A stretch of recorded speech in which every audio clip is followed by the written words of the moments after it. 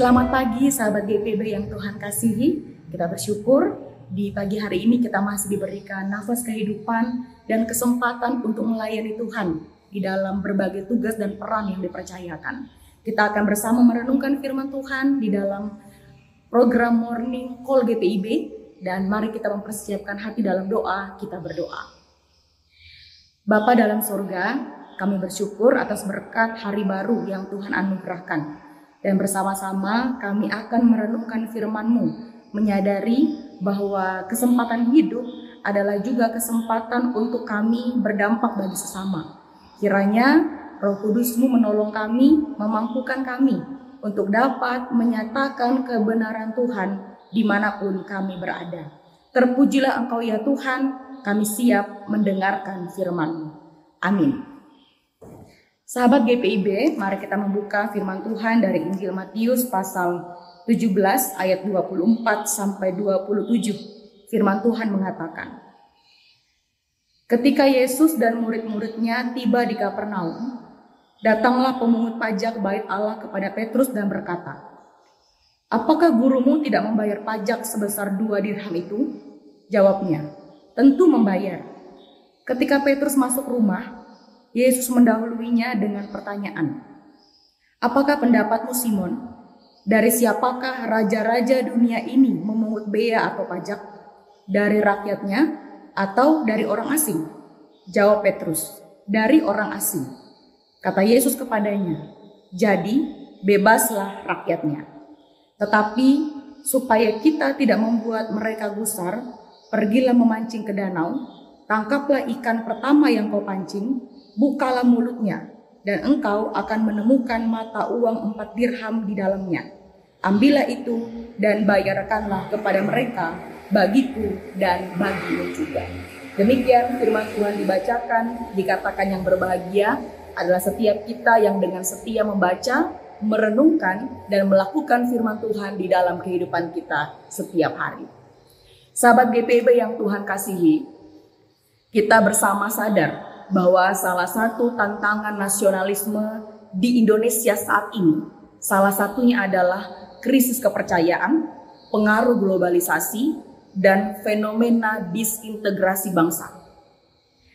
Kondisi bangsa Indonesia saat ini menjadi catatan penting bagi gereja, supaya gereja dapat berpikir kritis, bersikap tepat untuk mengambil peran di dalam memperkuat keutuhan sebagai bagian warga negara Indonesia. Nah, ini mengantar kita untuk masuk dalam firman Tuhan hari ini, yang di dalamnya bicara tentang teladan Tuhan Yesus yang berpikir kritis, bersikap tepat ketika diperhadapkan dengan pertanyaan bayar pajak bait Allah. Nah, sahabat GPIB yang Tuhan kasihi, mari kita gali bagian bacaan kita. Yang pertama, lihat ayat 24 sampai 26. Ini bicara tentang berpikir kritis. Perihal membayar pajak bait Allah, ini menjadi kewajiban bagi orang-orang Yahudi yang pada masa itu mereka dikuasai oleh pemerintahan Romawi. Nah, harusnya membayar atau mengumpulkan pajak bait Allah itu dipergunakan untuk pemeliharaan dan untuk kebutuhan pelayanan. Namun diduga terjadi penyelewengan di dalam pengelolaannya. Nah, situasi ini menimbulkan keresahan dan beban bagi orang-orang Yahudi yang sulit secara ekonomi. Sehingga ada di antara mereka yang tidak mau membayar pajak bait Allah. Dan tindakan ini menimbulkan ketegangan antar sesama orang Yahudi juga di dalam pemerintahan Romawi itu sendiri. Nah, menyikapi situasi ini, Tuhan Yesus mengajak Petrus untuk berdiskusi. Ia menanyakan pendapat Petrus mengenai dari mana pemerintah menerima pajak. Dari rakyat atau orang asing? Petrus menjawab, orang asing. Nah, dari jawaban tersebut, Tuhan Yesus menyimpulkan berarti harusnya rakyat bebas dari beban pajak. Nah, Bapak Ibu Saudara, anak-anak sahabat GPIB terkasih, kira-kira apa maksud dari kesimpulan Tuhan Yesus ini? Nah, di sini ternyata Yesus sedang menjelaskan mengenai siapa dirinya. Ia bukan orang asing di bait Allah dan juga bukan orang asing di dunia ini. Ia bukan sekadar rakyat, tetapi ia adalah sang pemilik bait Allah termasuk dunia. Itu catatan pertama. Catatan yang kedua, mari lihat ayat 27. Ini bicara tentang bersikap tepat. Kebenaran bahwa ia adalah sang pemilik tidak membuat Tuhan Yesus kemudian melawan aturan. Justru sebagai pemilik yang menjadi manusia, ia tunduk pada aturan untuk memberi teladan di dalam memenuhi kewajiban sebagai rakyat. Nah, Tuhan Yesus menyadari bahwa masih banyak orang yang belum mengenal dirinya sebagai anak Allah yang menjadi manusia.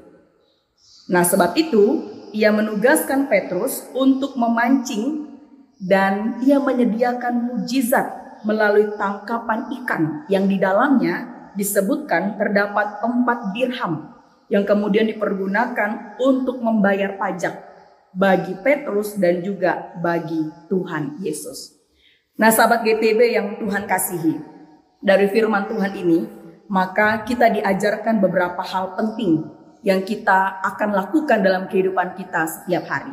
Hal yang pertama, Tuhan Yesus mengajarkan kita bahwa untuk mewujudkan kebenaran itu butuh proses, itu butuh waktu. Karena itu kepada setiap kita diminta, mari belajar bertekun, mari belajar setia di dalam mengerjakan kebenaran tersebut. Bijaklah dalam berbicara dan bertindak, supaya maksud baik kita tidak menjadi batu sandungan. Ini harapannya kan. Maksud baik kita tidak menjadi batu sandungan bagi saudara kita yang mungkin kurang mengerti, yang mungkin kurang memahami. Karena itu mari saling belajar memahami dan memberi pengertian tentang kebenaran Tuhan, sehingga harapan damai sejahtera itu sungguh-sungguh menjadi gaya hidup, menjadi pekerjaan bersama yang membawa sukacita, bukan menjadi beban. Itu hal yang pertama. Hal yang kedua, pemerintahan memberlakukan pajak untuk menopang kesejahteraan rakyat dan membiayai berbagai kepentingan umum lainnya. Tapi faktanya dalam pelaksanaannya banyak terjadi penyelewengan di dalam pengelolaan, sehingga ini menimbulkan krisis kepercayaan dari rakyat Indonesia. Kita sadar bahwa fenomena korupsi dan penyelewengan anggaran itu selalu bisa terjadi, bahkan sampai ke daerah pelosok pun itu terjadi. Namun situasi ini atau situasi buruk ini itu tidak menjadi alasan kita untuk membenarkan diri, mengabaikan kewajiban kita sebagai warga negara. Karena percayalah, pekerjaan Tuhan itu tetap nyata. Seburuk apapun oknum-oknum yang mencoba untuk memanipulasi kondisi dan keuangan yang ada, tapi kita meyakini juga pekerjaan Tuhan tetap nyata melalui orang-orang baik dalam jabatan yang diemban. Oleh karena itu, sahabat GPIB terkasih, mari kita melatih diri untuk berpikir kritis, bertindak tepat di tengah manipulasi dunia yang terjadi saat ini. Ketahuilah dan ingatlah, cara bersuara yang benar itu bukan dengan kekerasan, bukan dengan pemberontakan, bukan dengan mengabaikan aturan-aturan yang berlaku. Tetapi cara bersuara yang benar adalah belajar memahami situasi, meninggalkan ego atau kepentingan pribadi, taat aturan, punya empati kemanusiaan, dan takut akan Tuhan. Karena itu, mari terus doakan pemimpin bangsa kita, upaya-upaya penataan dan pengelolaan kesejahteraan serta perbaikan sistem pemerintahan. Mari terus doakan itu. Dan juga teruslah menjadi warga negara yang baik dan benar. Kerjakanlah kewajibanmu, karena melalui hal tersebut setiap kita sedang mengerjakan kebenaran Tuhan.